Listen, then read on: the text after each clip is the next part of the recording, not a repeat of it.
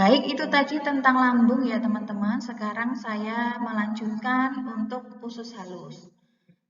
Usus halus ini merupakan tuba terlilit yang merentang dari sphincter pylorus tadi yang di akhir dari lambung gitu ya sampai ke katup ileocecal. Merupakan tempatnya menyatu dengan usus besar. Diameter usus halus kurang lebih 2,5 cm teman-teman dan panjangnya 3 sampai 5 meter saat dia itu bekerja dan menjalankan fungsinya. Nah, usus halus ini juga disebut sebagai usus halus ini punya 3 bagian gitu ya. Yang pertama itu duodenum, kemudian ada jejunum atau yeyunum gitu. Kemudian ada ileum. Untuk duodenum sendiri ini merupakan bagian yang terpendek. Itu sekitar 25 sampai 30 cm. Nah, di situ juga terdapat ductus empedu dan ductus pankreas. Kemudian ada jejunum, merupakan saluran sambungan dari duodenum. Panjangnya kurang lebih 1 meter sampai 1,5 meter. Lumayan panjang ya teman-teman ya. Kemudian juga ada ileum. Nah, ini merupakan bagian dari usus halus yang paling panjang, yaitu 2 meter sampai 2,5 meter, merentang sampai menyatu dengan usus besar. Baik, ini kurang lebih gambarannya teman-teman. Di usus halus atau small intestine ini ada 3 gitu ya, ada duodenum, jejunum, dan ileum. Untuk duodenum ini yang langsung dekat dengan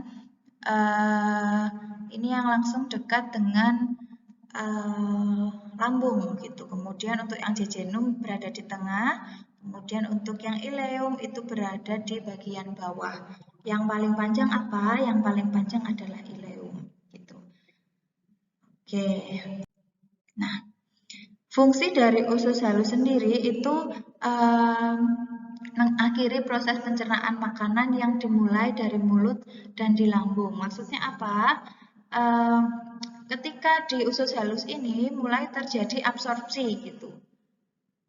Jadi apa yang di makanan yang kita makan itu diabsorpsinya di usus halus ini teman-teman. Baik, itu tadi untuk usus halus ya. Kemudian kita akan melanjutkan ke hati. Hati ini merupakan organ yang paling besar dalam tubuh, berwarna coklat dan beratnya kurang lebih 1,5 kg. Terletak di atas rongga abdomen di sebelah kanan di bawah diafragma. Oke, hati terbagi menjadi 2 lapisan utama teman-teman. Yang pertama itu adalah viscera longitudinal, memisahkan belahan kanan dan kiri. Di bagian atas hati selanjutnya ada 4 belahan gitu. Nah, itu adalah lobus kanan, kemudian lobus kiri, lobus caudata, dan lobus quadratus. Oke. Nah, untuk peredaran darahnya, di hati ini ada 2 jenis peredaran darah, yaitu arteri hepatika dan vena porta. Arteri hepatika keluar dari aorta dan memberi darah pada hati. Darah ini mempunyai kejenuhan 95% sampai 100% gitu ya. Jadi kaya akan oksigen sekali. Oke, kemudian masuk ke hati akan membentuk jaringan kapiler setelah bertemu dengan kapiler vena dan akhirnya keluar sebagai vena hepatika. Kemudian yang kedua itu ada vena porta gitu ya teman-teman yang terbentuk dari lienalis dan vena mesentrika superior menghantarkan 4/5% darah ke hati. Darah ini mempunyai kejenuhan 70% sebab beberapa oksigen telah diambil oleh limfe dan usus. Nah, guna darah ini membawa zat makanan ke hati yang telah diabsorpsi oleh mukosa dan usus halus. Besarnya kira-kira 1 mm. Oke. Kita melanjutkan teman-teman, jadi ada fungsi hati gitu ya, ada beberapa di sini diantaranya mengubah zat makanan yang diabsorpsi dari usus, kemudian mengubah zat buangan dan bahan racun, menghasilkan enzim glikogenik, glukosa, kemudian sekresi empedu, garam empedu, oke, yang dibuat di hati gitu ya, kemudian membentuk ureum dan menyiapkan lemak untuk pemecahan terakhir asam karbonat dan air. Ini gambarannya kira-kira teman-teman untuk hati, ada bagian yang depan ini ya, anterior view. Ini yang bagian depan, kemudian ini yang bagian di belakang. Untuk vena cava inferior ini lebih jelas terlihat ketika melihat hati itu dari penampang yang belakang gitu ya teman-teman, seperti ini. Kemudian ada juga bagian vena porta di sini, bisa dilihat teman-teman dan silakan bisa dicermati. Oke, saya lanjutkan kepada organ aksesoris yang lainnya yaitu pankreas. Ini seperti ini gambarannya teman-teman. Jadi seperti memanjang begitu ya untuk yang pankreas ini. Oke. Nah, ternyata teman-teman pankreas itu merupakan sekumpulan kelenjar gitu, yang strukturnya sangat mirip dengan kelenjar ludah. Panjangnya kira-kira 15 cm, kemudian lebarnya 5 cm mulai dari duodenum sampai ke limpa. Dan beratnya rata-rata 60–90 gram. Pankreas terbentang pada vertebra lumbalis 1 dan 2 di belakang lambung. Oke, kemudian bagian dari pankreas itu ada kaput pankreas, kemudian yang kedua itu ada korpus pankreas.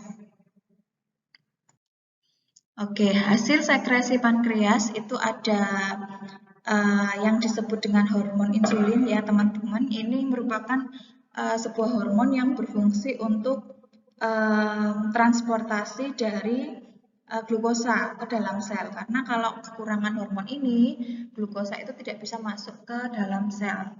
Kemudian setelah itu ada yang namanya getah pankreas yang dihasilkan oleh sekresi pankreas. Oke, fungsi pankreas ada beberapa teman-teman. Yang fungsi eksokrin ini membentuk getah pankreas yang berisi enzim dan elektrolit. Kemudian ada yang fungsi endokrin, kemudian fungsi sekresi eksternal, serta fungsi sekresi internal. Nah, untuk fungsi eksokrin ini merupakan fungsi dari pankreas untuk membentuk getah pankreas yang berisi enzim dan elektrolit. Sedangkan untuk fungsi endokrin ini merupakan fungsi dari sekelompok kecil sel epitelium yang terbentuk di pulau-pulau kecil atau pulau Langerhans gitu ya teman-teman, yang bersama-sama membentuk organ endokrin yang mensekresikan insulin. Nah, untuk fungsi sekresi eksternal ini jadi cairan dari pankreas itu dialirkan ke duodenum yang berguna untuk proses pencernaan makanan di intestinum. Kemudian untuk fungsi sekresi internal ini sekresi yang dihasilkan oleh pulau-pulau Langerhans sendiri langsung dialirkan ke dalam peredaran darah. Sekresinya disebut hormon insulin dan hormon glukagon gitu ya. Kemarin kita juga sudah sedikit membahas tentang apa itu guna hormon insulin dan hormon glukagon di dalam metabolisme karbohidrat. Oke, kita melanjutkan ke sistem yang selanjutnya, yaitu kandung empedu, teman-teman.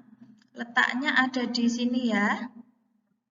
Kemudian ada bagian yang namanya saluran yang namanya cystic duct gitu. Oke. Nah, ini merupakan sebuah kantong berbentuk terong gitu ya teman-teman, seperti sayuran terong dan merupakan membran berotot. Letaknya dalam sebuah lobus di sebelah permukaan bawah hati sampai di pinggir depannya. Panjangnya 8 sampai 12 cm dan berkapasitas 60 cm pangkat 3. Oke. Nah, untuk lapisan empedu itu terdiri dari 2, teman-teman. Oke, lapisan luar serosa atau parietal gitu ya, merupakan lapisan otot bergaris. Kemudian lapisan dalam itu adalah mukosa visceral yang juga disebut sebagai membran mukosa. Juga ada yang namanya ductus cysticus, tadi teman-teman sudah saya tunjukkan gitu ya, yang cystic duct itu panjangnya kurang lebih 3 cm. Mohon maaf ini typo ya, yang berjalan dari lekuk empedu berhubungan dengan ductus hepaticus membentuk saluran empedu yang dikeluarkan ke duodenum, bagian pertama dari usus halus gitu ya. Oke, kemudian kita melanjutkan lagi ke usus besar, teman-teman. Jadi di usus besar ini terdiri dari beberapa bagian. Yang pertama sekum, kemudian ada kolon dan juga rektum gitu. Nah, kolon juga terbagi menjadi 3 ya, teman-teman ya. Yang pertama ascendens, kemudian transversal dan descendens. Oke. Nah, sekum ini merupakan kantong tertutup yang menggantung di bawah area katup ileosekal. Nah, ada juga yang dinamakan di situ appendix ya, teman-teman ya. Ini biasanya identik dengan fungsinya sebagai imunitas gitu. Nah, appendix ini berada di area sekum. Kemudian ada yang dinamakan kolon gitu ya, bagian dari usus besar. Dari sekum sampai ke rektum. Kolon memiliki 3 bagian atau 3 divisi. Yang pertama kolon ascendens. Ini merentang dari sekum sampai ke tepi bawah hati di sebelah kanan dan membalik secara horizontal pada flexura hepatica. Kemudian ada kolon transversal. Ini letaknya merentang menyilang gitu ya, jadi mendatar. Abdomen di bawah hati dan lambung sampai ke tepi lateral ginjal sebelah kiri. Dan yang ketiga itu adalah kolon descendens, merentang ke bawah pada sisi-sisi abdomen dan menjadi kolon sigmoid membentuk S yang bermuara di rektum. Oke, ini kurang lebih gambarannya teman-teman ya. Ini sekum. Nah, di sekum ini ada yang dinamakan appendix. Ini. Nah, kemudian dilanjutkan dari sekum itu ada kolon ascendens atau yang dia itu berjalan ke atas gitu ya. Kemudian ada yang transversal, kemudian ada yang descending, ada yang descendens. Nah, ini kemudian juga yang sigmoid nanti akan masuk ke rektum dan juga ke anus. Oke, ini kita sudah di bagian terakhir dari saluran pencernaan, teman-teman. Yaitu rektum gitu ya dan anal. Untuk rektum adalah bagian saluran pencernaan selanjutnya dengan panjang 12 sampai 13 cm. Rektum berakhir pada saluran anal dan membuka ke eksterior di anus. Nah, kemudian mukosa saluran anal tersusun dari kolumna rektal atau yang disebutkan dengan anal, yaitu lipatan-lipatan vertebral yang masing-masing berisi arteri dan vena. Makanya di bagian anal gitu sering terjadi hemoroid gitu ya teman-teman, yaitu proses pembesaran pembuluh darah di area tersebut. Kemudian juga ada yang namanya sphincter anal, internal otot polos gitu ya, yang di bagian dalam itu sifatnya involunteer. Itu artinya kita tidak bisa mengendalikan membuka dan menutupnya. Tetapi ada yang eksternal yang sifatnya itu volunteer, artinya kita bisa mengendalikan, kita sadar ketika dia membuka dan menutup gitu. Itu merupakan otot-otot yang mengitari anus. Baik, teman-teman, kita sudah selesai dengan saluran pencernaan dan organ-organ aksesorinya gitu ya.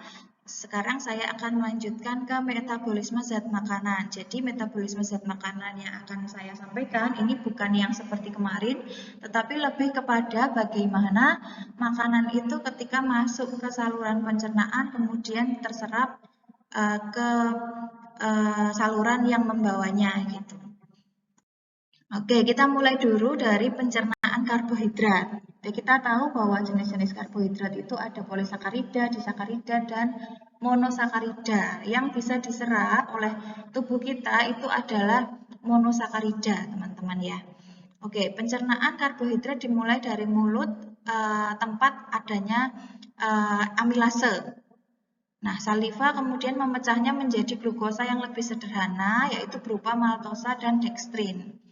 Kemudian proses pencernaan karbohidrat itu dilanjutkan di dalam duodenum oleh enzim yang namanya amilase pankreas. Ini memecah zat pati menjadi polisakarida yang lebih kecil, akhirnya menjadi disakarida.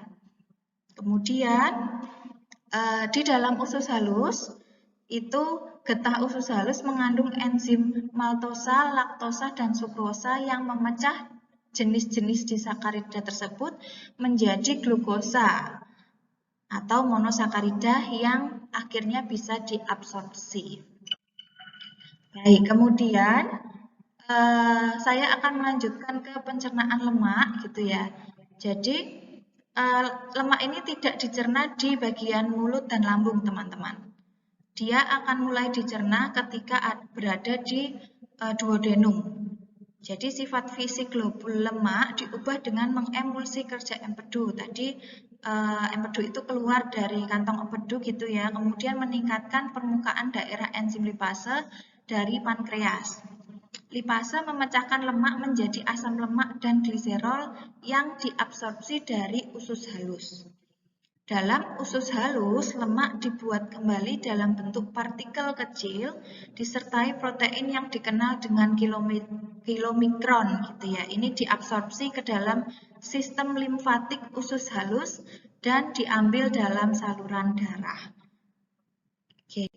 Nah, kemudian ini merupakan pencernaan dari protein gitu ya. Protein tidak dicerna dalam mulut, tetapi ketika di lambung itu HCl mengubah sifat fisik protein dengan membuat lebih mudah dicerna. Proses pencernaan protein dimulai dari lambung di bawah kerja enzim yang namanya enzim pepsin. Nah, pepsin ini diproduksi dalam bentuk inaktif atau dia itu tidak bisa langsung digunakan gitu ya teman-teman, yang dinamakan pepsinogen, tetapi oleh HCl pepsinogen ini diubah menjadi enzim pepsin sehingga dia bisa menjadi aktif gitu.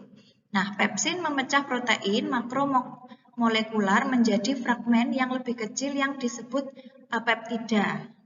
Di duodenum gitu ya, ada enzim yang namanya enzim tripsin dan kimotripsin bekerja memecah protein dan peptida menjadi bagian yang lebih kecil sebelum dia si protein ini diabsorpsi.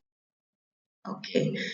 Begitu saja yang bisa saya sampaikan, teman-teman. Silakan untuk belajar mandiri dari video ini. Jika terdapat hal-hal yang masih belum dipahami, silakan untuk menuliskan pertanyaan di kolom komentar.